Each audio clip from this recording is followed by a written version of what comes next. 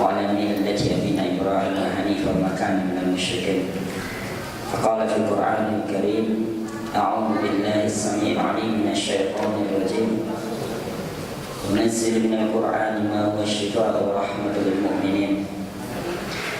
Alhamdulillah, pada hari ini Allah mempertemukan jasad-jasad kita kembali, dan insya Allah kita selalu bertemu melalui doa-doa kita bersama. Sebelumnya saya minta maaf pada para jamaah telat karena tadi pada sahur ada acara dulu, jadi terpaksa dibagi-bagi. Jadi sekretaris, maksudnya istri, nyusun jadwalnya numpuk, jadi agak repot. Makanya alhamdulillah pakai motor bisa cepat nyampe. Nah, kita lanjut ke kajian kita, insya Allah tentang puasa dan kesehatan.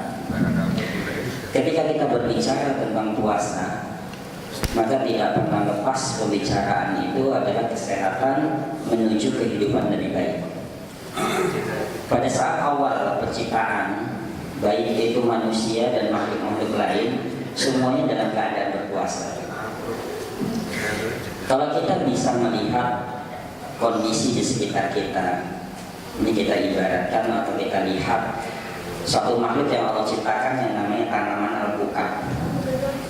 Tanaman alpukat akan tumbuh buah secara maksimal setelah dia memuasakan dirinya. Bagaimana dia memuasakan dirinya? Salah satunya Allah memberikan pasukan yang namanya ulat untuk memakani daunnya. Ulat yang memakani daun alpukat, akhirnya alpukat itu gundul beberapa saat, biasa sampai 40 hari dia gundul, lalu tumbuh daun bersama dengan bunga. Pernah dalam satu kajian, dalam satu penelitian, kita coba meneliti satu tanaman alpukat yang tidak kita gundulkan pada saat dia mau berbunga.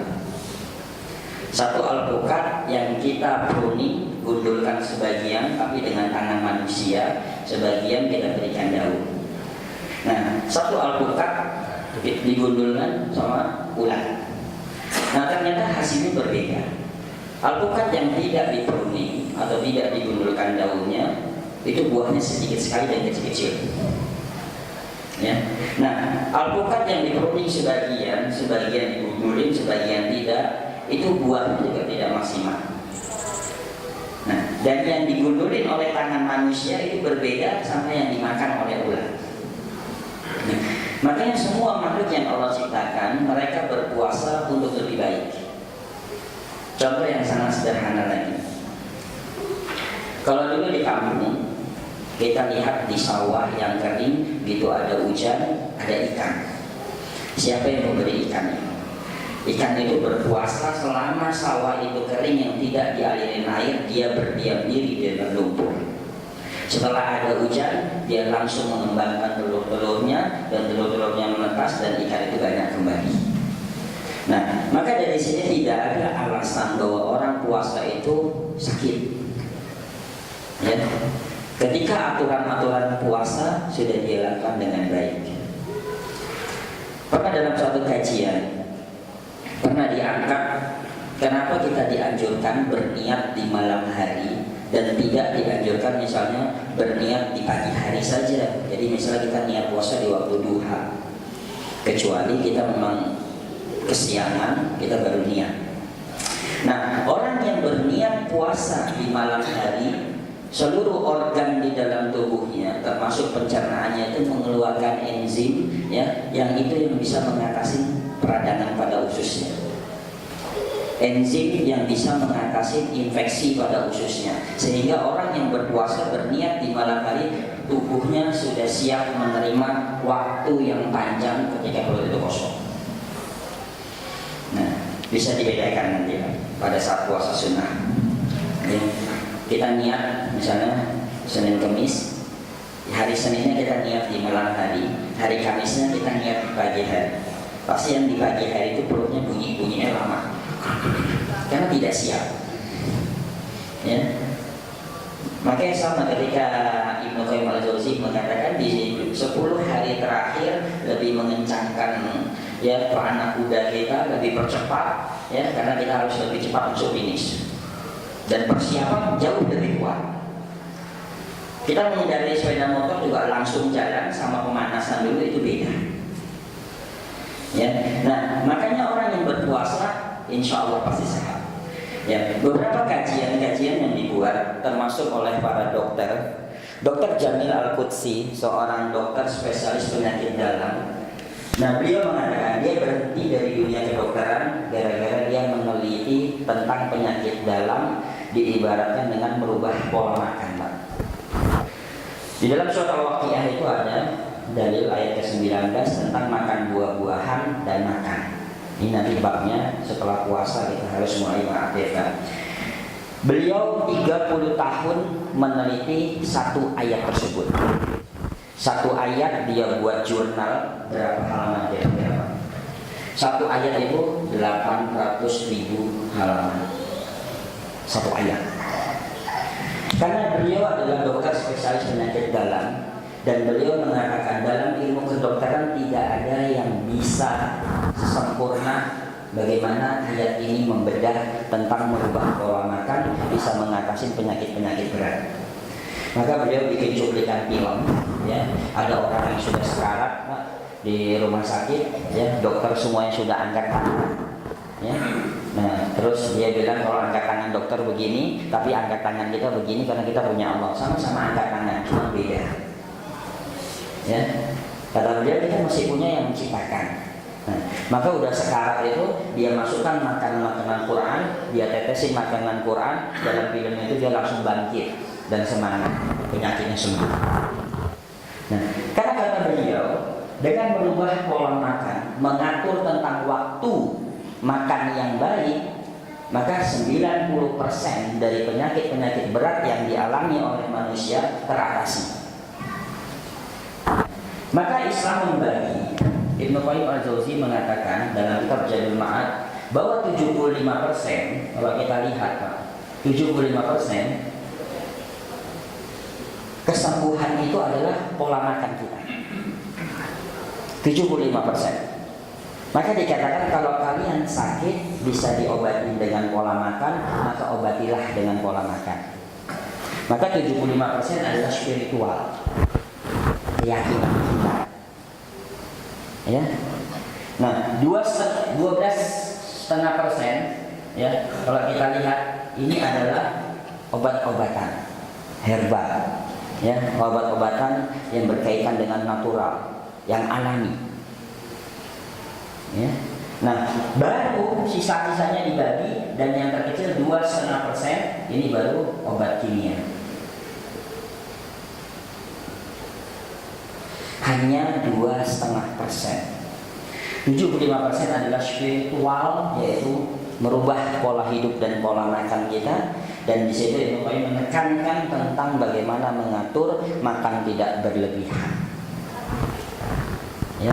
Nah, maka di waktu puasa ini adalah mengatur pola hidup kita menjadi lebih baik. Ya, jadi tidak ada rasa wah saya lemas. Itu hanya mengatur sesaat. Biasanya adaptasi 3-1 pekan pertama yang kita capek, perut keroncongan. Nah, tapi setelah itu tubuh sudah normal. Ya, tubuh sudah normal dan tubuh akan lebih baik. Nah, makanya tidak dianjurkan buka langsung makanan yang berat. Apa kata Nabi? Yang pertama dengan rutop, tidak ada ya dengan tamar. Ya, kurma matang, minum, lakukan aktivitas sholat. Ya. Nah, bagaimana aturan di dalam Islam ketika puasa itu kita tetap fresh? Ya, jadi tidak ada misalnya orang puasa lemas, olahraga tidak bisa karena capek, lelah segala macam. Nah, maka Nabi mengatur dari bangun tidur, ya, dari waktu sahur sampai buka. Ya. Apa yang dilakukan oleh Rasulullah? Yang pertama bangun tidur, Rasulullah dilakukan adalah siwak. Maka bangun dari tidur ketika berwudu, ya, melepaskan ikatan-ikatan syaitan itu tidak pernah lepas dari siwak. Nah, di sini dianjurkan jelas sebenarnya kalau ada dengan kayu siwak. Ya, kayu siwak itu punya banyak manfaat. Tidak hanya dia mengganti fluoride ya atau menguatkan gigi ya, tapi kayu siwak itu buat wanita, satu dia bisa mengatasi plek pada rahim. Ya, makanya kalau bisa agak digigit atau siwak itu direbus 3 gelas air menjadi 1 gelas, 2 atau 3 kayu siwak yang kecil, nah airnya diminum. Itu menyuburkan rahim, mengataskan plek dan mengatasi ketika haid sakit. Nah, maka kayu siwak banyak sekali manfaatnya. Tapi juga jangan dilakukan jorok, habis siwak kantongin. Ya, usahakan pakai tempat yang bersih. Jadi jangan menularkan bakteri baru pada mulut kita. Ya, jadi bersiwak terlebih dahulu. Jadi salat berwudu, bersiwak, lalu apa yang dia lakukan? Nah, Aisyah meriwayatkan Rasulullah selalu minum madu dengan air. Ya, jadi bab minum madu bukan ketika buka puasa, tapi di pagi hari. Ya, maka tidak ada satu dalil pun, satu riwayat pun buka puasa dengan madu. Ya, tapi buka puasa dengan kurma, dengan yang manis. Ya, jadi bab yang paling kuat nanti kita bahas tentang madu dan kurma. Kita bahas satu persatu. Ya, jadi ketika Rasulullah meminum madu dengan air di waktu sahur atau menjelang sahur, karena Nabi sahur itu ditakhirkan. Ya, Nabi tidak pernah sahur itu di awal. Ya, ditakhirkan. Banyak sholat, ya, baca Al-Quran dan terakhir sahur. Nah, baru di situ penutupnya dia minum air rendaman kurma yang dibuat di malam hari, diminum di pagi hari. Ya, jadi misalnya 3 butir atau 7 butir kurma, ya, kurma basah yang pasti bukan kurma kering, nah rendam dengan air hangat atau air panas di malam hari, diminum di waktu sahur, dan buat di waktu sahur diminum di waktu buka. Ya, jadi manisnya tidak terlalu manis, ya. Udah gitu kandungan fruktos pada kurma tadi diserap dengan air dalam bentuk ion, sehingga tubuh mudah menyerap dalam bentuk ion tersebut, tubuh mudah untuk menghancurkan atau mulai proses cepat. Ya, jadi dibandingkan dengan minum minuman stamina, nah rendaman kurma itu sangat membantu. Ya, bila perlu bisa diuji. Ada 2 anak. Kalau saya semuanya anak dan istri itu menjadi bagian pengujian saya. Makanya istri pertama pengujian hormon, anak pertama saya suruh suntik KB. Suntik KB, lihat perubahan hormon. Ya, sering keluar plek, udah gitu jadi gemuk. Nah, merubah hormon tersebut butuh waktu 2 tahun. Jadi ternyata merubah sistem yang sudah terbentuk baik, dirubah untuk lebih baik lagi, dari baik rusak menjadi baik lagi, itu butuh waktu panjang. Ya, nah anak yang kedua lahir, saya suruh minum pil KB. Karena nggak mungkin saya minjem istri orang untuk diuji yang satu suntik KB, pil KB, suaminya marah. Ya, maka istri saya. Begitu juga dengan anak-anak saya. Makanya jangan heran anak saya ada yang putih, ada yang kurus, ada yang hitam, ada yang gemuk. Ya, itu pengujian. Ya, anak pertama saya vaksin sebagian karena mau lihat sistem imunnya. Ya, jadi anak kita itu kita yang memprogram. Kalau anak dari hamil, ketika istri hamil sering makan obat-obat kimia, maka wajar ketika nanti sakit dikasih obat herbal butuh waktu lama. Karena dari awal sudah terkontaminasi dengan obat-obat kimia. Ya, dengan vaksin segala macam, ya, maka anak ketika sakit agak lama. Anak saya yang pertama kalau sakit butuh waktu 3 hari, 4 hari baru Allah berikan kesembuhan. Nah, anak kedua tanpa vaksin. Jadi anak pertama pengujian habatus sauda dengan zaitun. Maka rambutnya ikal, ya, padat, struktur tulangnya besar. Ya, karena habatus sauda juga memiliki kalsium. Ya, jadi saya campur dengan zaitun, dia punya asupan oksigen cukup, punya swalen di dalamnya. Maka anaknya aktif. Nah, anak yang kedua saya uji juga dengan habatus sauda dan kurma ajwa. Ya, kulit hitam. Anak pertama kulit putih. Ya, kulit hitam, tapi badan biasa dan tanpa vaksin. Jadi kalau dia sakit malam hari, kasih madu atau dikasih rendaman kurma, biasa paginya sudah selesai masalahnya. Nah, anak yang ketiga juga sama. Nah, anak yang keempat saya pengujian pigmen, karena saya pengen anak putih, beda. Nah, akhirnya saya beli saffron. Saffron itu bunga, tanaman-tanaman liar tumbuh di daerah Timur Tengah. Jadi bunga saffron sekarang sama kosmetik, gara-gara kita sering nyampaikan bahwa merubah pigmen kulit itu paling cepat dan paling mudah dengan saffron. Jadi ibu hamil pengen anaknya putih, kasih minum saffron. Jadi teh, dibikin rendaman teh. Saya waktu itu beli karena per kilo cukup mahal harganya. Jadi saya dari hamil pertama saya uji dan keluar memang anaknya putih sekali. Karena di Timur Tengah pernah diuji, suami istri hitam, gennya hitam, ya, jadi tidak ada gen putihnya. Setiap hari dari awal bulan ketahuan hamil langsung minum saffron, anaknya putih. Ya, jadi merubah pigmen. Jadi kajian Tibun Nabawi itu sampai begitu, dan beliau dalam kajian Tibun Nabawi juga mengatakan kita punya pasukan yang ada di alam. Nah, salah satu pasukan yang ada di alam misalnya adalah buah, daging, yang mendeteksi satu ruangan kita sehat atau tidak. Misalnya pada saat puasa kok di kamar ini nggak enak, ya gampang kasih daging di situ, atau ambil buah apel, nanti gigit buah apelnya, kita biarkan. Jadi di waktu sahur digigit, letakkan. Nah, bedakan dengan ruangan yang kita merasa enak. Nanti kita lihat perubahan warnanya. Mana yang perubahan warnanya cepat, berarti ruangan tersebut bermasalah. Nah, kalau saya biasa selalu menjadi pasukan itu adalah Drosophila. Drosophila adalah alat buah untuk mendeteksi jarak 1 kilo di sana banyak pencemaran bakteri atau tidak. Jadi alat buah kita pelihara, langsung misalnya ada satu tempat bermasalah, kita tebar lalat buah tersebut, 3 hari kemudian kita panggil lagi, kita kasih makan lagi, dia datang. Nah, nanti di situ kita akan lihat ya bakteri-bakteri yang dia bawa. Nanti dia akan memberikan sinyal kepada kita.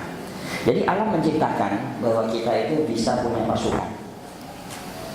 Ya, nah maka madu dan kurma ini menjadi satu aturan.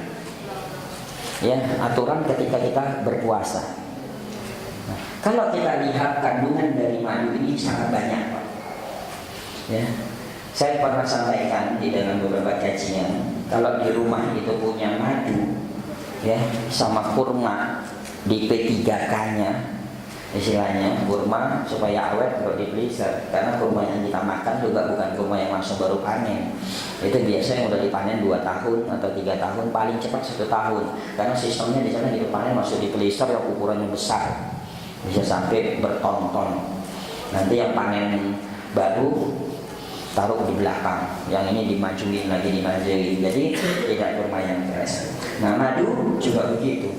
Nah, kualitas madu di Indonesia sebenarnya sangat bagus karena multiflora. Ya. Makanan dari lebah sangat banyak, tapi yang sangat menyedihkan karena kebutuhan orang Indonesia kepada madu 1 bulan itu kurang lebih 70 sampai 80 ton. Sedangkan asupan yang ada pada seluruh Indonesia, baik itu madu ternak dan madu liarnya, itu hanya 43 ton. Maka muncullah madu-madu oplosan. Makanya saya sudah minum madu, tapi cuma manis-manis saja. Memang manis buat stamina cukup, karena yang dicampur adalah fruktos dan glukos tambahan. Maka sering dikatakan GF, glukos dan fruktos tambahan dari mana? Dari bahan singkong. Tapi efeknya apa? Anak saya minum madu, setelah 3 tahun kok gigitnya pada bolong-bolong. Ya. Nah, karena sama dengan selama 3 tahun minum madu itu sama dengan menyediakan 1 bungkus permen, anak suruh makan terus. Karena glukos dan fruktos yang beredar adalah bahan pembuat permen. Ya, nah maka madu menjadi kajian utama dan kurma. Nah, suatu saat di Mesir ada seorang anak yang kegencet pintu pagar, tangannya berdarah. Bapaknya adalah seorang dokter, menjadi relawan, ada di perbatasan Mesir Palestina. Pembantunya kebingungan karena berdarah banyak. Nah, Si ibu juga bingung, akhirnya telepon. Kata sang suami, kata seorang bapak yang dokter tersebut, di rumah ada madu, ambil 1 gelas madu, ya, atau setengah gelas madu. Di situ dikatakan satu tempat madu. Nah, celupkan tangan yang berdarah, ya. Yaitu setelah 5-7 menit diangkat, nah darahnya berhenti dan tertutup lukanya. Nah, maka madu juga sebagai obat luka. Ya, jadi selain madu nanti kita konsumsi, ini madu juga sebagai obat luka. Ya. Nah, terus buat apa lagi? Banyak. Maka ketika ada dunia medis mengatakan dalam dunia maya bahwa madu bisa menyebarkan bakteri, waktu itu sang dokter saya ajak untuk dialog, kita ketemu di mana, saya pengen ketemu, karena jangan memfitnah sunnah atau wahyu yang sudah ditetapkan. Madu mana yang diteliti? Nah, kita juga punya banyak sampel yang kita uji. Ya, kita tidak bicara madu Timur Tengah, tapi kita bicara madu lokal saja, karena Timur Tengah sudah jelas karena kadar airnya rendah sekali. Sang dokter tersebut tidak berani ketemu, karena yang dia uji adalah madu-madu yang ada di pasar umum. Nah, saya mengatakan pada saat kita berdialog di dalam dunia maya tersebut, bahwa pernah ditemukan madu yang usianya 4.500 tahun. Ini di piramid di Mesir, dan ini menjadi kisah legendaris di dalam dunia madu. Ya, jadi para herbalis dunia ini menjadi rujukan bahwa madu itu sebagai antibakteri dan antivirus. Jadi anak kita sakit, minumin madu. Ya, madu kalau misalnya anak drop sekali, shake. Jadi pakai botol atau pakai gelas yang tertutup di shake, atau botol mineral. Semakin dia banyak busa, maka semakin mudah dicerna dalam tubuh kita. Beda dengan diaduk biasa. Nah, madu yang usia 4.500 tahun ditemukan dalam 2 tempat di sana. Ya, tempat yang pertama isinya full madu, Pak. Warnanya hitam dan di dalamnya ada anak bayi yang usianya 4.500 tahun di dalam gentong madu tersebut. Pada saat diangkat, anak bayi yang usianya 4.500 tahun itu utuh. Dagingnya utuh, ya, hidungnya utuh, rambutnya utuh, dan tidak ada satupun yang rusak. Maka dikenal madu sebagai pengawet alami. Ya, jadi mendeteksi madu yang asli salah satunya ambil madu, celupin daging, coba kita letakkan di meja, kita lihatkan sama daging yang biasa tidak dicelupi madu tersebut. Nanti mana yang lebih cepat busuk. Nah, kalau madu yang bagus biasa lama keluarnya bakteri-bakteri atau ulat. Nah, jadi semuanya yakin bahwa madu sebagai pengawet alami. Nah, drum yang kedua isinya setengah madu. Lalu diambil dalam bentuk tempat kecil, ya, diambillah 7 sampel, ya. Ini dibawa ke salah satu university di Cordova, diteliti oleh 16 ilmuwan, ya. Apa hasilnya?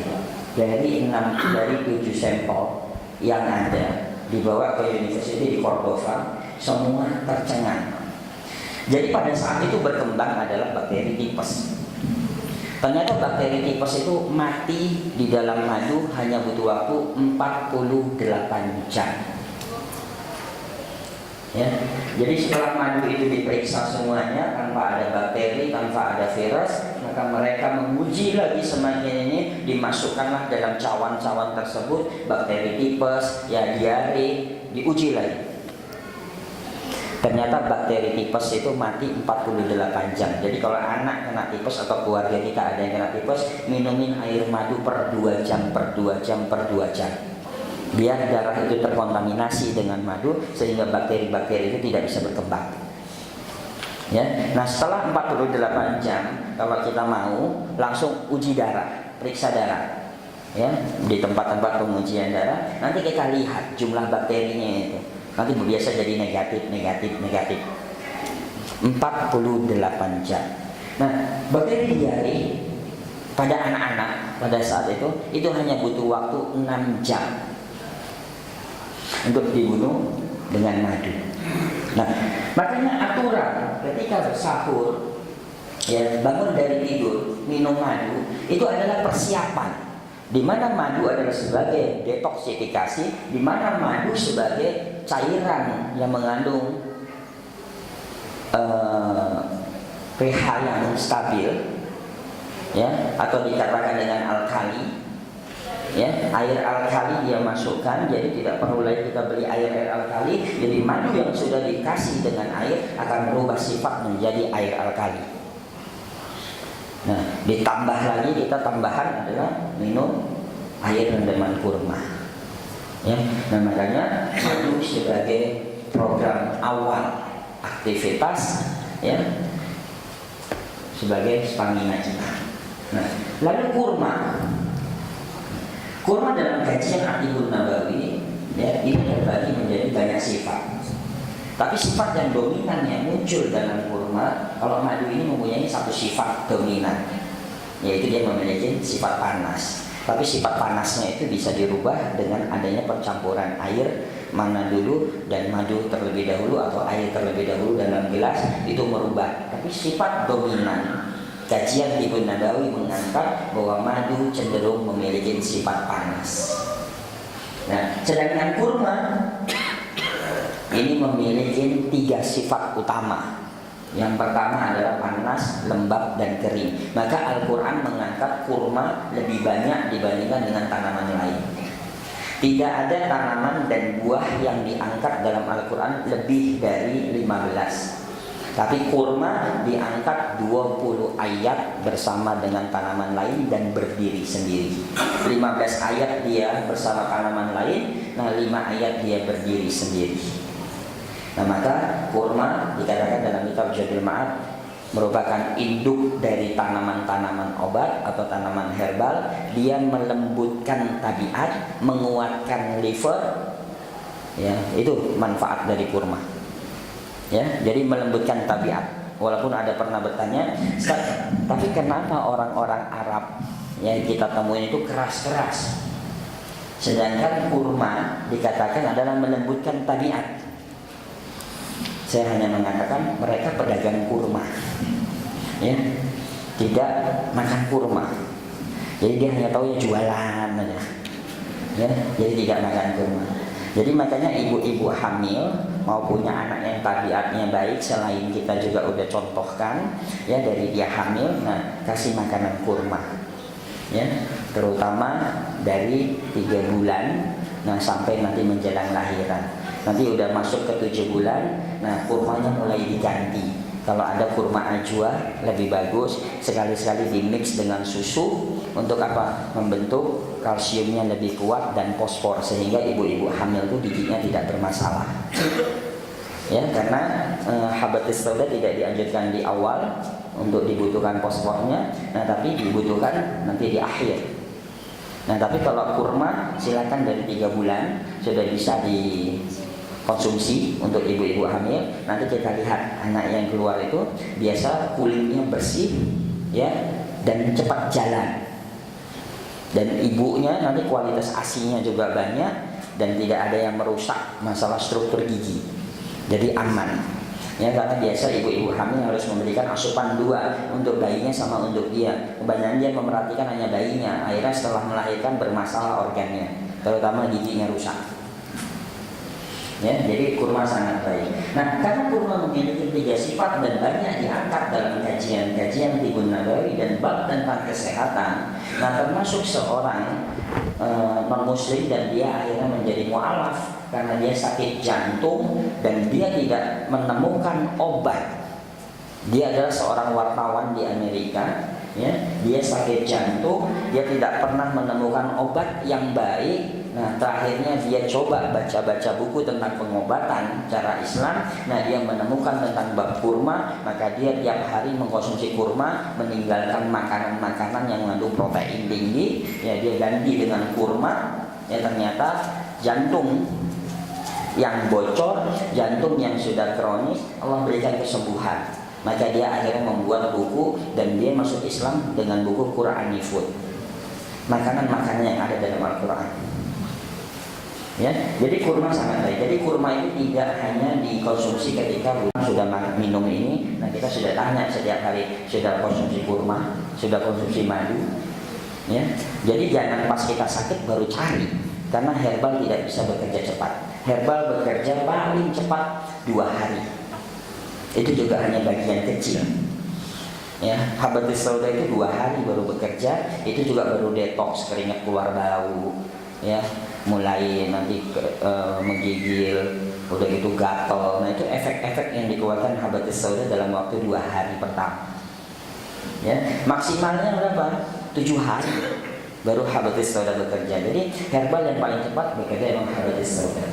Nah, ini kurma karena sifatnya panas, lembab dan kering. Jadi ketika kita berbuka puasa, ketika gula darah kita drop, maka dianjurkan makan yang manis-manis untuk meningkatkan.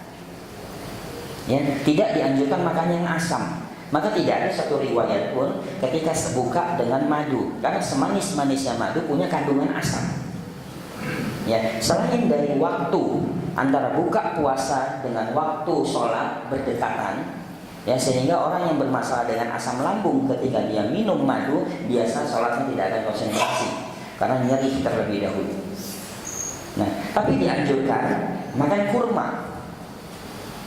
Untuk apa? Meningkatkan kembali gula darah yang drop untuk stabil.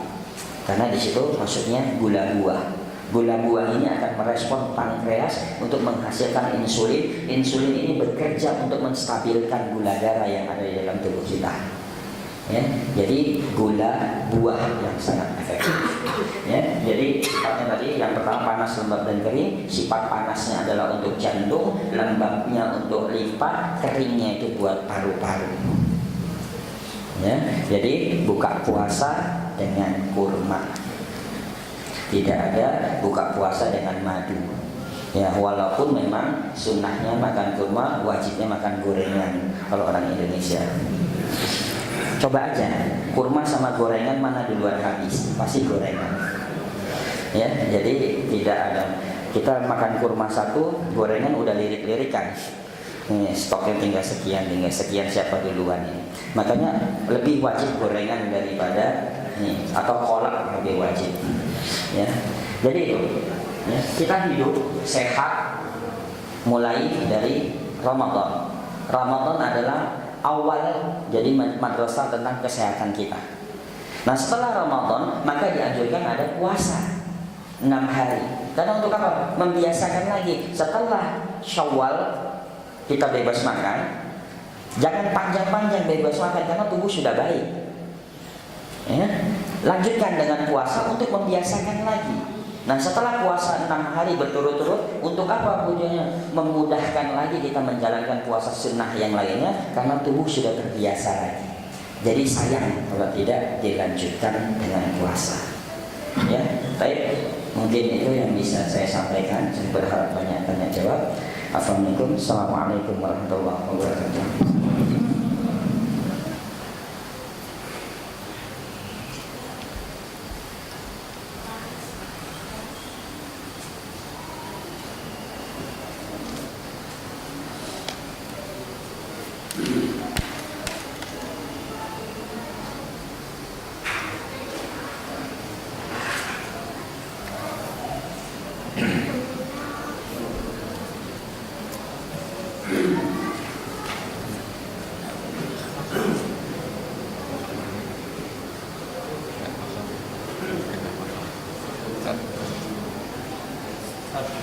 Ya,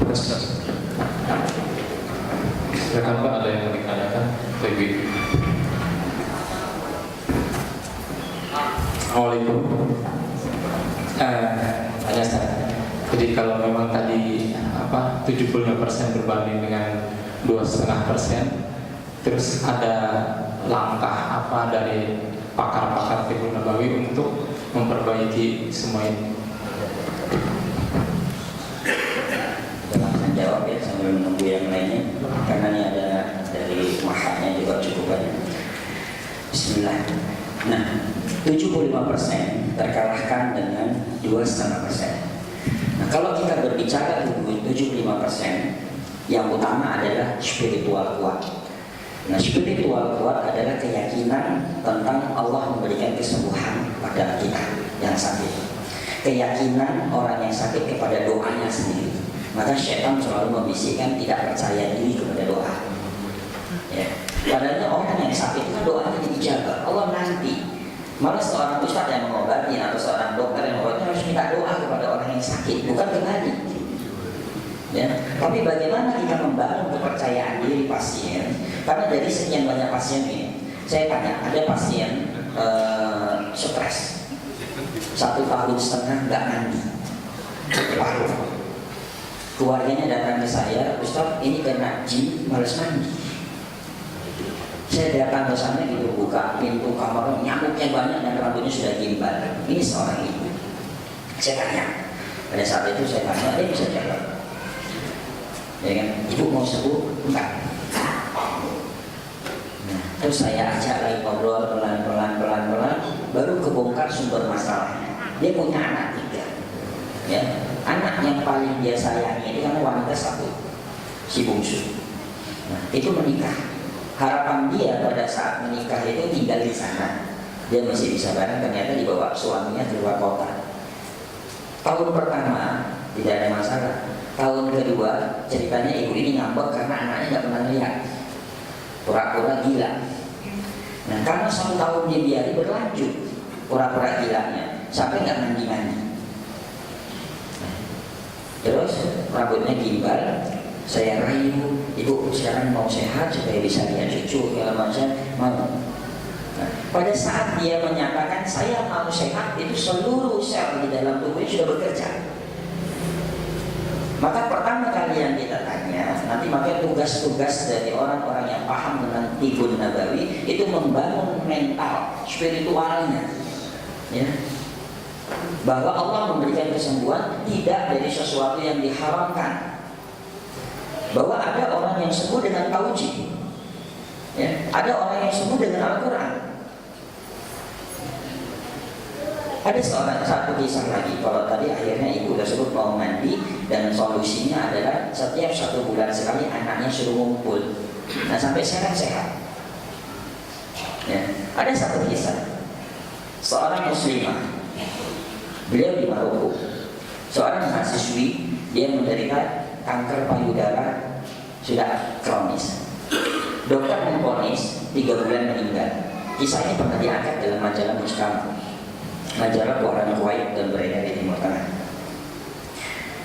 Nah, seorang muslimah ini buat surat kepada orang tuanya. Saya pengen meninggal ketika baca Al-Quran dan di Madinah. Orang tuanya sudah ikhlas karena divonis oleh dokter 3 bulan meninggal.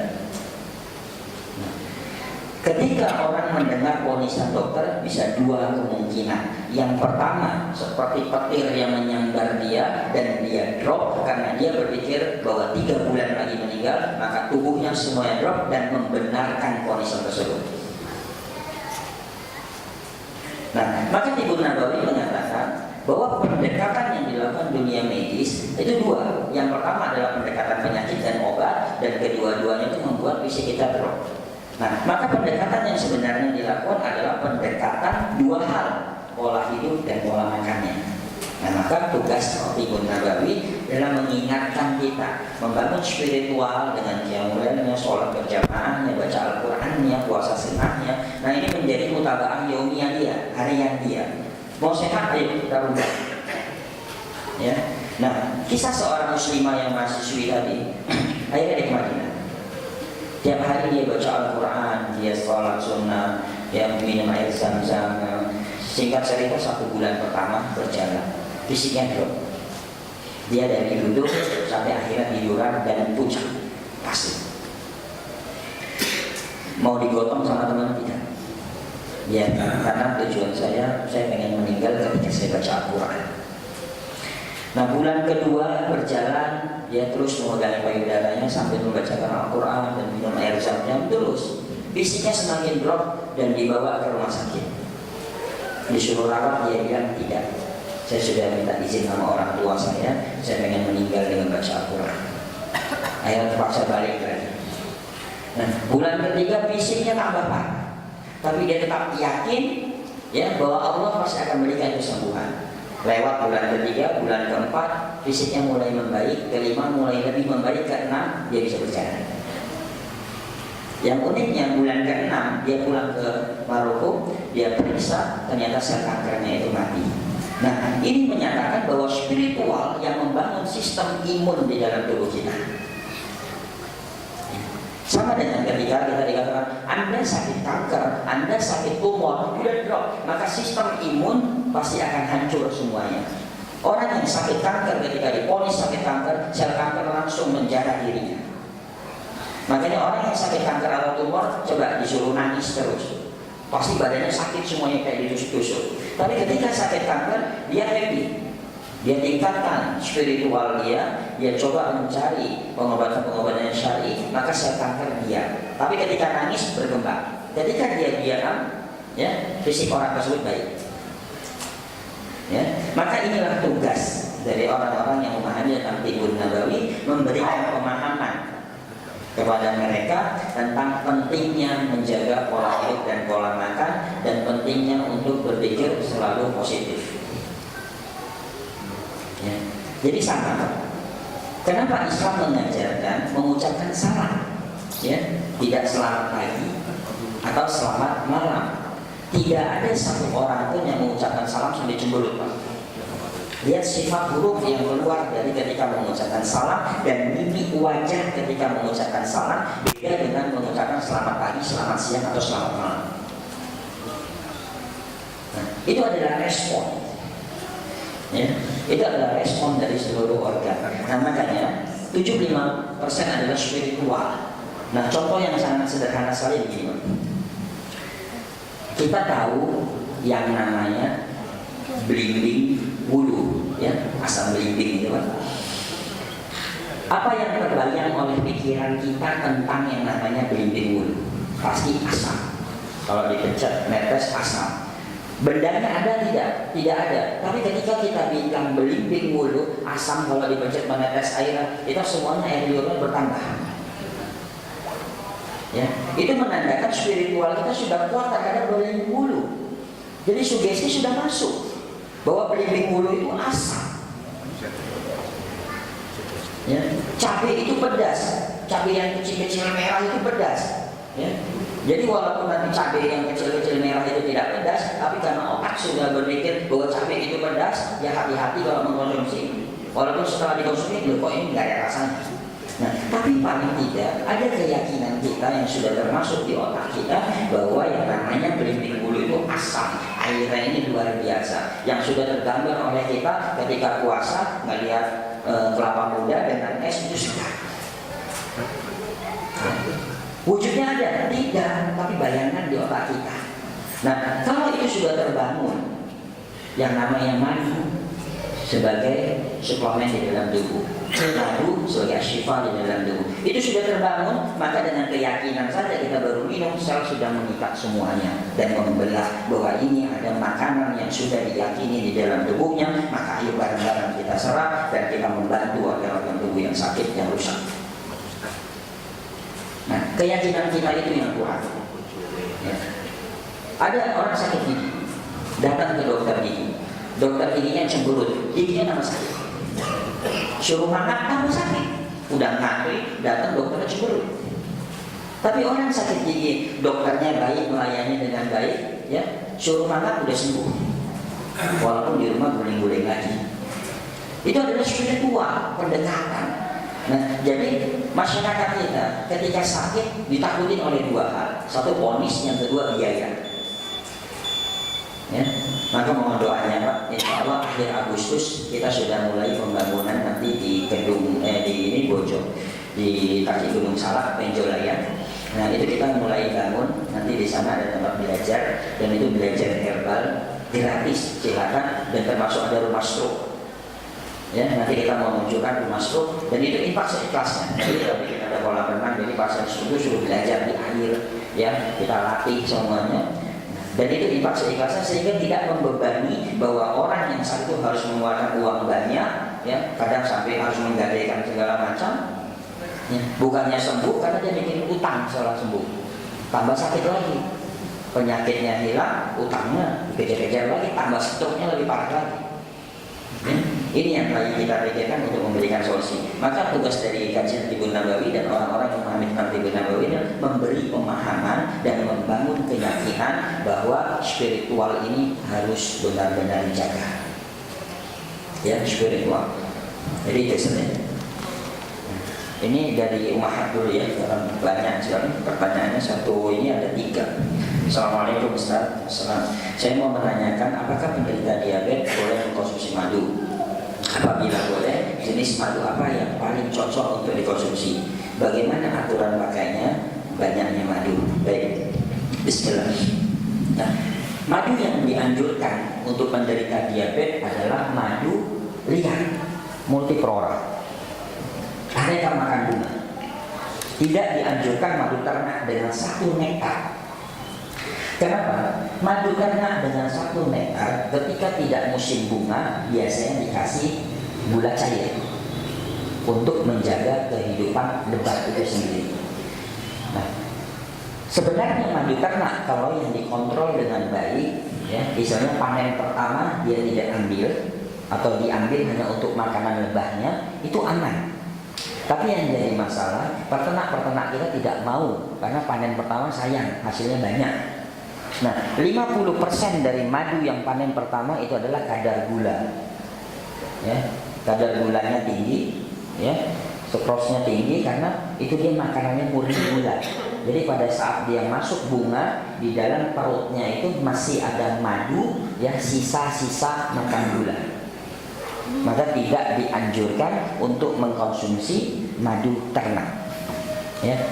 Madu liar, ya, istilahnya kita punya madu Riau cukup bagus, multiflora, ya, walaupun tingkat keasamannya tinggi karena struktur tanahnya. Ya. Udah gitu jenis nektarnya, jenis bunganya. Ya. Riau ada yang manis dan ada yang pahit, itu perbatasan antara Riau dan Jambi. Yang pahitnya itu pas hampir mendekati Jambi, di situ ada pohon yang namanya malapari, itu ada endapan, ya, ada terjadi pengkristalan dan madunya itu pahit. Tapi pahitnya ini bukan langsung pahit langsung. Jadi manis dulu baru pahit. Ya. Jadi termasuk kalau madu pahit yang benar itu satu tidak langsung pahit diminum di awal, biasanya manis terlebih dahulu baru ujungnya pahit. Ya, saya keliling di beberapa daerah dan langsung makan ketika panen, ya, di Bangka Belitung yang katanya banyak sumber madu pahitnya, tapi kita nggak bisa dapat karena gitu panen langsung diambil sama Thailand, sama Singapura, sama Malaysia. Jadi di sana pakai dolar. Saya waktu itu pengujian hanya dikasih isi 330 mili saja. Nah, karena mereka lebih sana menjual ke sana karena dolar, jadi lebih mahal. Ya, ada lagi madu pahit kalau tadi di Sumatera, di Indonesia Timur. Ya, itu juga warnanya tidak hitam. Jadi madu hitam itu biasa prosesnya ada pemasakan, ya. Jadi pecahnya fruktos menjadi seperti karamel, ya, baru dikasih sambiloto atau brotowali, maka rasanya pahit di awal. Ya. Kalau madu ternak ada yang pahit, misalnya mahoni. Mahoni juga tetap aja manis dulu baru pahit dan warnanya tidak hitam, tetap coklat. Ya, jadi pernah tentang madu diabetes, akhirnya madu hitam yang paling bagus ini. Nah, kita uji, ya, yang bikin khasiatnya sebenarnya bukan madunya, tapi di situ ada sambilotonya. Ya, jadi sambiloto sangat efektif memang untuk diabetes. Jadi kalau mau rajin cari madu ternak juga tidak ada masalah, mendingan ambil sambiloto, ya, direndam sendiri. Nah itu bisa untuk membantu untuk fungsinya. Jadi manisnya itu bisa terurai dari pahitnya sambiloto, tapi tetap taste-nya biasa manis terlebih dahulu karena manisnya madu yang murni tidak kalah dengan yang lain. Ya, jadi madu yang dikonsumsi adalah madu multiflora, aneka ragam bunga, tidak satu jenis. Misalnya rambu, ada rambutan, ada mangga atau durian atau lengkeng saja, tapi yang multiflora. Ya, nanti mungkin kalau mau main di Bogor, kita nanti bikin berapa ini, nanti saya tes semuanya, kita buat sampai membuat madu palsu, nanti kita uji sendiri. Ya, supaya jelas madu palsu kan kita lihat dari kelengketannya, dari kebeningannya. Nah, saya pengen seperti itu. Ya, jadi dimanapun kita mencari madu, misalnya di kampung nanti pulang, kita sudah punya standar. Jadi tidak perlu lagi tanya ini madunya asli atau tidak, kita bisa ada standar sendiri. Ya, jadi nanti dari madu asli kita coba semuanya dari sekian banyak daerah, ya, dan beberapa di negara-negara yang ada madu, nanti saya keluarin sampel-sampelnya semuanya, ya tes. Di situ tidak ada merek, karena kita tidak bicara merek dagang. Ya, nah setelah itu saya keluarkan glukos dan fruktos bahan pembuat madu. Rasain dulu, perhatiin tinggal kelengketannya, ya ketika dioleskan ke tangan seperti apa, baru kita oplos. Nah, kalau dioplos sekian persen jadinya seperti apa, nah itu uji sendiri. Jadi biar kita nanti, oh madu yang asli itu seperti ini. Jangan hanya madu yang asli meledak, nggak bisa. Fermentasi nanas yang selalu dibuat menjadi bahan dasar madu yang meledak. Ya. Nanas itu adalah bahan yang murah untuk membuat bahan madu. Jadi glukos dan fruktos kasih fermentasi nanas, udah rasanya jadi rasa madu. Ya, asamnya asam buah kan, jadi bukan perasa, tapi memang dari nanas. Itu banyak sekali dibuat. Gasnya tinggi, karena orang Indonesia hanya berpikir, oh madu yang asli tidak semut. Kalau itu tidak bersemut, karena fermentasi. Ya, jadi banyak. Nah, apakah boleh jenis madu apa yang paling cocok untuk dikonsumsi? Nah, yang tadi jelas sudah. Ya, nanti boleh pertanyaannya. Toh kita minum madu kan tidak satu botol sehari. Ya, jadi untuk penderita diabetes, apakah boleh juga memakan kurma? Boleh. Ya, makanannya tidak berlebihan. Ya, kita cukup tadi minum rendaman airnya atau makan kurma sehari misalnya hanya 7 butir sudah cukup, dan penderita diabetes aman. Tapi berlebihan bermasalah. Sebenarnya pankreas bekerja lemah karena apa? Lambungnya kotor. Ya, lambungnya kotor. Nah, bagaimana cara bersihin lambung? Jadi nggak usah konsumsi lain-lain. Tesnya seperti ini, Bapak atau Ibu. Yang pertama, detoksifikasi lambung. Makan buah sebelum makan. Nah, terus setiap hari nginjek-nginjek batang sapu. Ada batang sapu, sapu hijau. Ya, jadi biar sehat semuanya nanti. Jadi mau mudik, wah pas nanti lebaran pundak bahu saya terasa berat. Wah, detox pakai batang sapu. Saya ajari batang sapu karena setiap rumah itu ada. Ya, nanti seminggu rasain. Biasa habis injek-injek batang sapu, malam besok paginya buang air kecilnya keruh kuning, itu adalah bagian dari detoksifikasi. Ketika lambung kita baik, ya ginjal kita baik, maka pankreas bekerjanya ringan. Sehingga apa? Tekanan gula darah kita stabil. Ya, saya injak ini, saya ajarin nanti sambil menunggu. Ya, jadi teori ini saya dapatkan awalnya itu gara-gara di salah satu akademi refleksi di Australia. Itu ada seorang yang hamil, dia lagi kontraksi, dia injek batang kayu, tiba-tiba kontraksinya diam. Dia injek lagi, nah akhirnya kita mempelajari tentang teori tersebut. Jadi akademi refleksi itu di Indonesia tidak ada, kok di Australia ada. Termasuk tekanan tangan segini itu ke organ mana, kita ditekan, dicek. Jadi ada. Jadi mereka meneliti sampai seperti itu.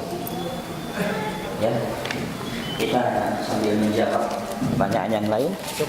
Nggak usah, dipilih. Mohon pencerahannya Ustaz. Ramuan herbal untuk melancarkan peredaran darah.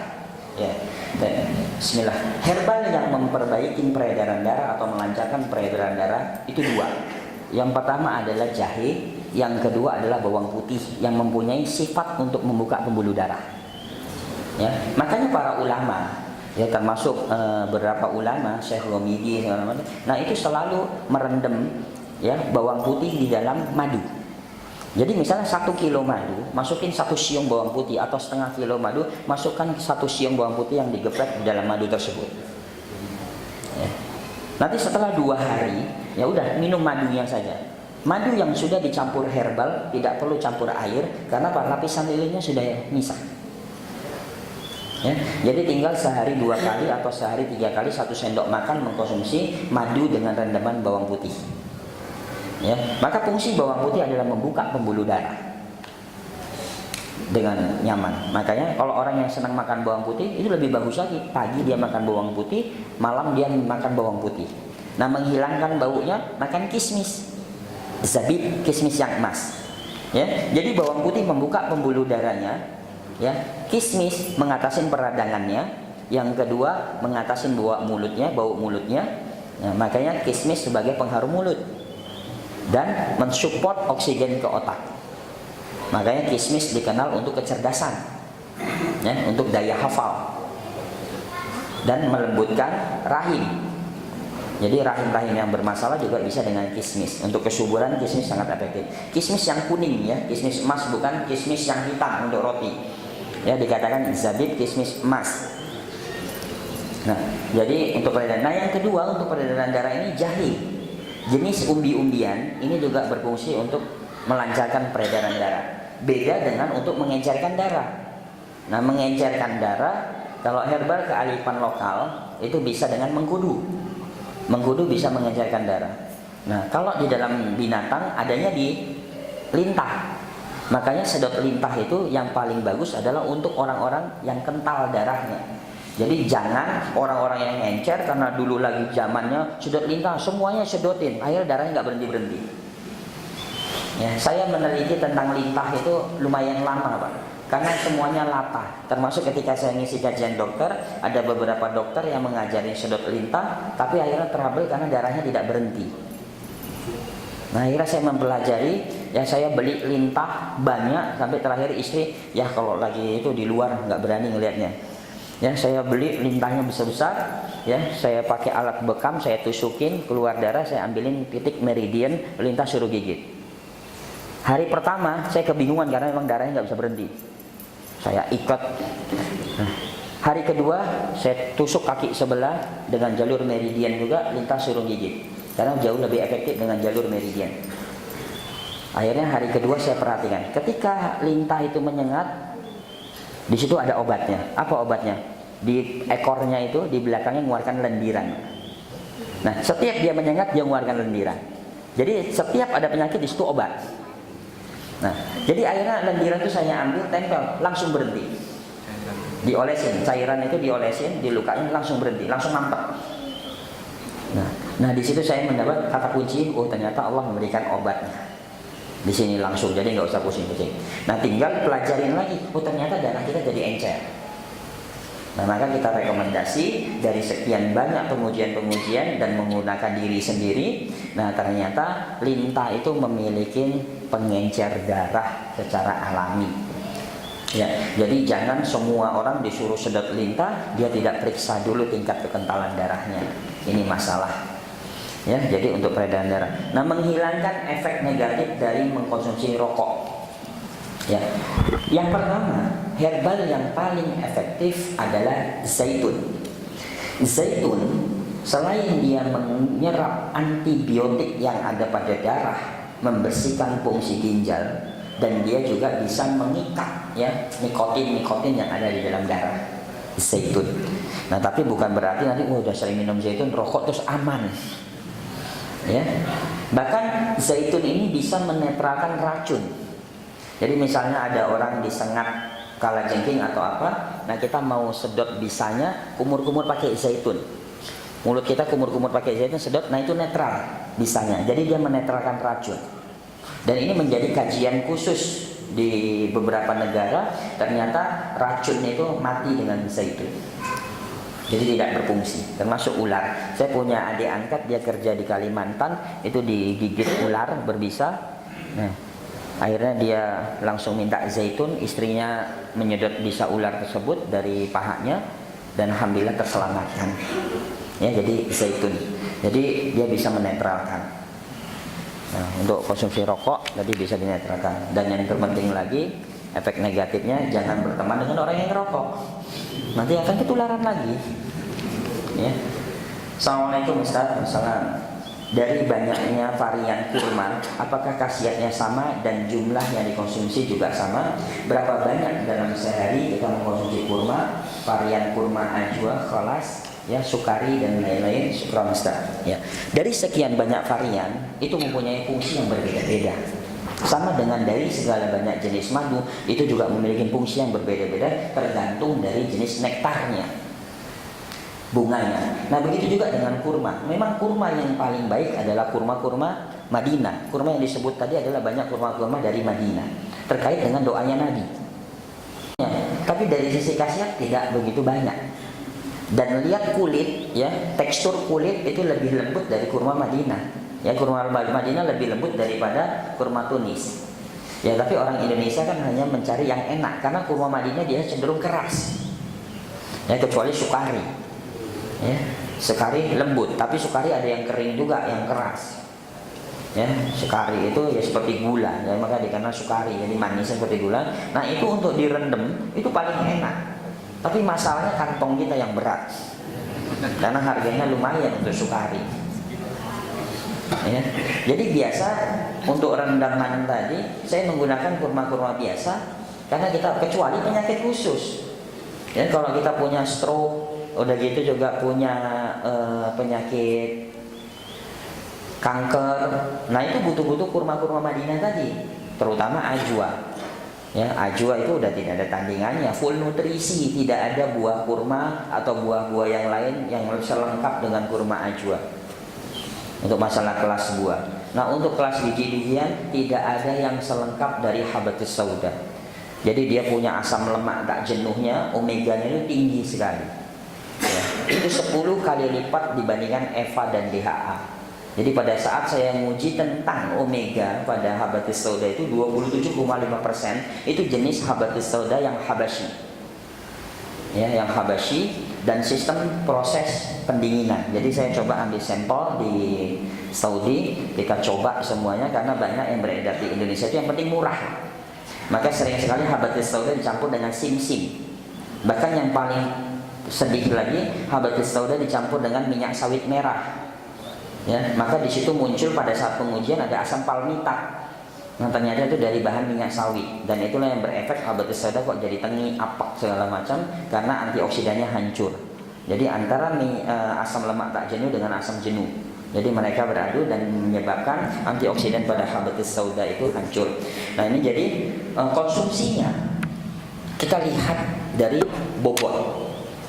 Ya, bobot tubuh. Jadi saya selalu begitu, bedakan konsumsi anak-anak dengan orang dewasa. Orang dewasa juga yang kecil sama yang besar. Nah, saya selalu mengkonsumsi itu. Sama dengan mengkonsumsi air. Ya, minum air jangan langsung 3 liter, 4 liter. Lihat berat badan kita. Kalau kita langsung minum 4 liter, orangnya kurus, nggak bisa bangun. Ya, pasti pas jalan, wah, ikan taruh hidup, Pak. Karena airnya banyak. Ya, tapi menghitungnya 1 kilo berat badan itu 30 cc. Nah, untuk herbal simplicia, ya itu 1 kilo hanya butuh berapa gram?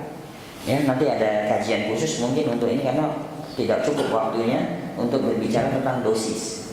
Ya, atau nanti bisa ini kalau sempat nanti di WA, insya Allah nanti dimasukkan. Nah, nanti saya bisa atur tentang beberapa dosis dari berat badan dan pasien itu laki-laki apa perempuan. Ya, makanya saya selalu tanya laki-laki apa perempuan, beratnya berapa, usianya berapa.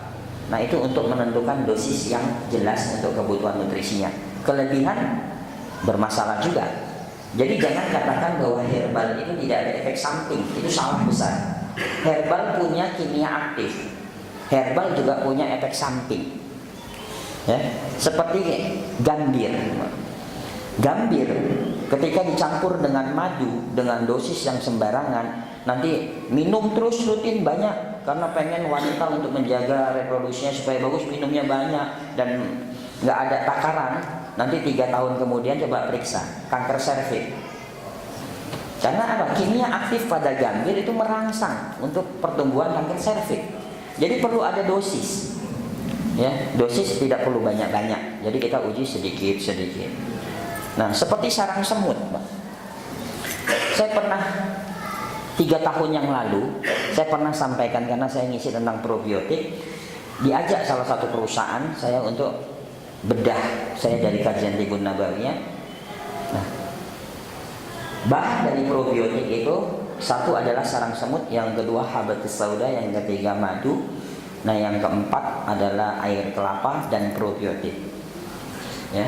probiotik dikasih, di situ ada sarang semutnya.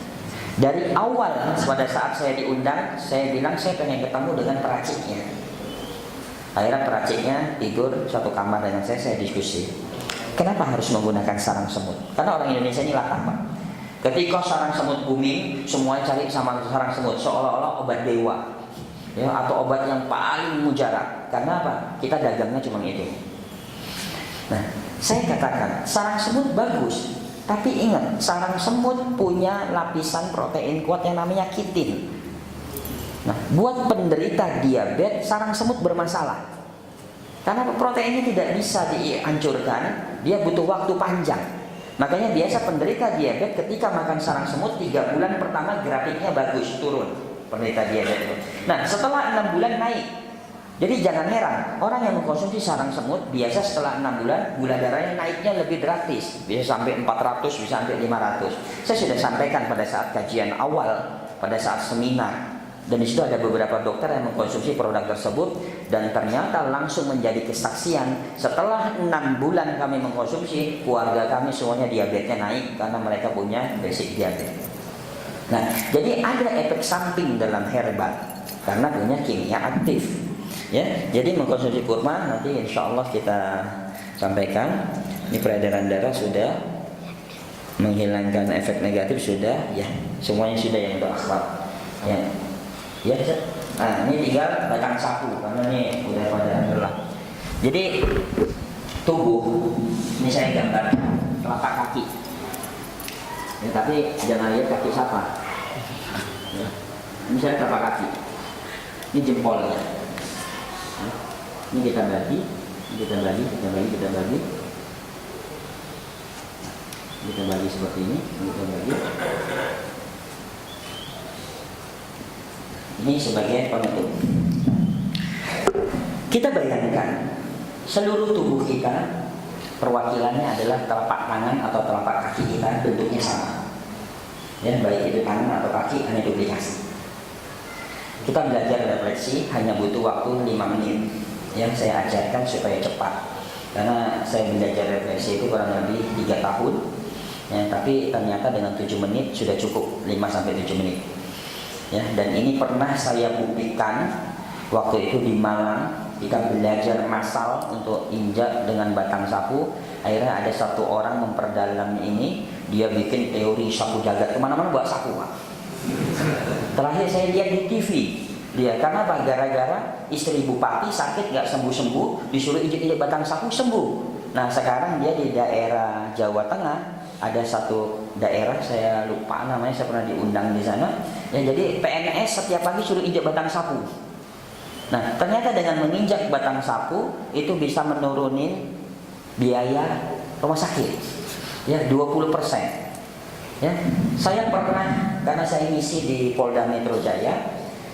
Setiap 2 pekan saya suruh injak-injak batang sapu. Ternyata dirlantasnya, ya, kolonelnya itu bilang, Ustaz, semenjak anggota sebelum berangkat injak-injak batang sapu, sekarang biaya berobat berkurang. Nah, tapi yang marah adalah dokternya, ya, karena dia nggak banyak meriksa-meriksa. Nah, jadi dengan batang sapu, ya, jadi nanti mulai dari sini cari sapu tetangga yang dibuang, ambil batangnya, ya, jadi mulai melihat. Ya, jadi kita bayangkan perwakilan. Nah, organ yang paling atas adalah kepala kita. Ya, maka jari-jari tangan kita, jari-jari kaki itu adalah kepala. Jadi nggak usah mikirin hidung di mana, mata di mana, telinga di mana. Pokoknya semua jari tangan dan kaki itu adalah kepala kita. Ya, sepakatin ya. Di dalam saraf anatomi tubuh, dari kepala sampai leher itu silah, Pak. Kita sakit gigi sebelah kanan, maka bermasalahnya ada di tangan sebelah kiri atau kaki sebelah kiri. Ya. Sakit kepala misalnya sebelah kanan, nanti pijat tangan kanan, tangan kiri, kaki kiri, sembuh insya Allah. Ya, jadi silang. Nah, dari leher ke bawah itu sama, kanan ya kanan, kiri ya kiri. Ya. Nah, kepala adalah jari-jari kita. Di bawah kepala itu ada leher. Leher itu kecil, kecuali jerapah panjang lehernya, nanti bentuk dari pembatasnya juga panjang. Nah, di bawah jari-jari kita itu ada garis. Ya, itu ada garis. Nah, itu adalah leher kita. Ya, baik itu tangan, saya contohkan tangan, tapi ini sebenarnya kaki yang paling mudah karena di tangan ini terjadi penumpukan, satu titik bisa 4 organ, 5 organ. Nah, ini adalah jari-jari, ini adalah bagian leher. Jadi bentuknya urutannya sama. Di bawah leher, ya, itu dada. Maka kalau kaki kita gini, nah bentuknya sama dengan dada kita. Ya, jadi sama, Pak. Di bawah dada itu pencernaan. Nah, ini lambung kita. Nah, di bawah lambung reproduksi, ya ini reproduksi kita, tumit kita. Mana buktinya? Afwan, celana dalam kita segitiga kan? Tidak ada yang segi 6. Nah, maka kita pegang, ini seperti ini, segitiga bentuknya. Nah, bagaimana ini alat reproduksinya? Ini kelenjarnya. Ya, tumit kita itu adalah kelenjar reproduksi. Jadi misalnya saya haid suka sakit, Ustaz. Seminggu sebelum haid injek-injek batang sapu, tumitnya dilamai. Jadi bukan pas lagi sakitnya. Seminggu sebelum haid dia sudah punya program injek-injek batang sapu. Ya. Nah, jadi kita mulai berpikir. Lalu sumbernya lagi untuk membuang toksin itu melalui saluran kemih dan ginjal. Kantong kemih, saluran kemih dan ginjal. Nah, sekarang kita lihat kantong kemih itu di mana? Nah, kalau di sini kan gampang, di kaki, di seperti apa? Namanya kantong, Pak, Bu. Kalau dia terisi, pasti akan jendol. Misalnya ini saya masukin kunci motor, jendol. Maka kita lihat di bawah mata kaki kita ada jendolan kecil. Itu adalah kantong kemih. Ya, jadi tadi sisa kita minum metabolisme semuanya, di sini ada jendolan kecil. Dia lebih menjendol ya dibandingkan dengan kulit lain. Itu adalah kantong kemih. Nah, tinggal kita punya telunjuk. Maka telunjuk ini Ibnu Umar banyak membahas. Ya, setan itu takut. Ya. Nah, yang kedua sebagai ukuran. Kalau ini adalah kantong kemih, tinggal tarik garis lurus dengan telunjuk kita, maka ketemu dengan saluran kemih dan ujungnya telunjuk kita adalah ginjalnya. Nah, singkat dari cerita kayak jualan obat jadinya. Ya. Kita injek dari jari-jari. Ya, kita injek seperti ini aja, Pak. Injek jari-jari, semuanya kita rasakan, masuk ke leher, kita rasakan naik jalan lagi ke dada. Ya, ini bisa sebagai detoksifikasi juga. Ya, jadi misalnya nih ada yang sakit, nah kita lihat tadi bawah leher itu ada dada. Kok di saraf sini ada yang sakit? Nah, berarti kita ada masalah dengan dada kita. Apakah ada sesak napas? Ya, nanti kita tahu sendiri, kita pintar sendiri. Nah, di bawah dada kita masuk ke pencernaan. Wah, pencernaan sakit sekali. Nah, kita tinggal introspeksi, lambung kita ada masalah apa. Nah, mau menuju kepada reproduksi, di situ ada usus besar. Jadi sebelum masuk ke sini, di sini ini usus besar. Jadi orang-orang yang sering sembelit biasa di sini sakit sekali. Yang kita injek lama. Nah, masuk ke reproduksi, balik lagi. Nah, ini bisa dilakukan 7 menit pagi pada saat bangun tidur, sama 7 menit malam menjelang tidur. Besok paginya lihat, Pak, buang air kecil itu kuning, keruh, bau. Itu adalah efek dari detoksifikasi hanya dengan batang sapu. Yang perlu adalah istiqomahnya. Ya, jangan pas sakit mana sapu, nggak akan sembuh, sabet sakit. Ya, coba lakukan 7 menit. Ya, besok kita lihat. Jadi injek-injek ini nanti, kok bahu saya jadi ringan ya? 3 hari pertama dia udah mulai menyerang bagian kepala dengan punggung dan sekitar, jadi terasa ringan. Jadi bangun tidur itu enak. Ya. Lalu, Ustaz, kalau pakai sendal yang bergerigi itu apakah boleh? Sendal yang bergerigi itu tekanannya tidak maksimal karena geriginya itu sama, tekanannya berbarengan tidak maksimal. Kenapa saya gunakan batang sapu, tidak pakai rotan yang besar atau bambu? Karena tekanannya pas untuk orang Indonesia. Karena kaki orang Indonesia itu nggak besar-besar banget, jadi tekanannya berat badannya itu pas untuk menembus. Jadi sakit. Nah, jadi seperti ini. Sama dengan Ustaz, di rumah saya ada batu-batu, silakan. Ya, atau saya mau jalan tanpa sendal, silakan. Tapi ingat di sana ada duri, ada kaca, bahaya. Kalau ini di rumah ada. Ya, jadi mulai sekarang lirik mana yang buang sapu. Nah, sapu patah. Ya, saya di rumah setiap kamar pasti ada sapu karena anak-anak sudah terbiasa. Ya, apalagi kalau dia udah mulai bersih, dia lamai. Nah, karena anak-anak biasa peradangan, maka lamai di daerah pencernaannya.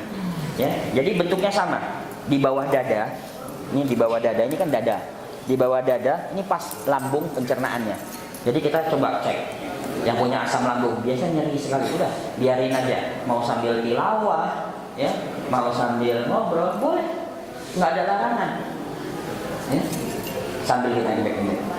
Nah, jadi bedakan antara olahraga ini yang harus diluruskan dengan melakukan aktivitas harian. Ini sering sekali saya pernah ngangkat tentang tema melahirkan dengan senyum ala Nabi dalam kajian Tibbun Nabawi, itu para bidan. Karena saya katakan melahirkan itu sakit. Ya, saya pernah mengalaminya 3 hari baru sembuh sakitnya, Pak. Bapak pernah ngalamin nggak istrinya lahiran sakit 3 hari? Saya ngalami. Anak pertama saya ngalami, anak kedua ngalami. Jadi anak pertama saya tungguin istri, pengen tahu rasa sakitnya melahirkan. Ternyata pada saat dia mau melahirkan, dia megang pipi saya. Wah, keras sekali. Akhirnya biru, Pak. Saya langsung katakan, ini melahirkan sakit ya, karena 3 hari birunya baru hilang. Anak yang kedua perut, sakitnya luar biasa. Nah, jadi sama-sama merasakan sakit. Anak yang ketiga saya masukin sendok. Nah, sudah mulai pintar, ya. Nah, tapi saya ajarkan. Salah satunya wanita hamil selain diajak berenang, ya, dia juga harus olahraga lain seperti jalan. Ustaz, saya kan sudah ngepel. Beda, ngepel punya target penyelesaian. Orang yang melakukan pekerjaan rumah jarang ada yang senyum. Sedangkan olahraga harus senyum. Happy, dia santai, jalan ringan, bagian dari olahraga. Tapi kalau kerja nyamuk, cemberut. Ya, target nyuci, wah kan olahraga udah nyuci. Beda, otak ini enggak rileks. Karena target harus selesai. Jadi dipisahkan antara olahraga dengan pekerjaan rumah. Ya, olahraga perlu santai.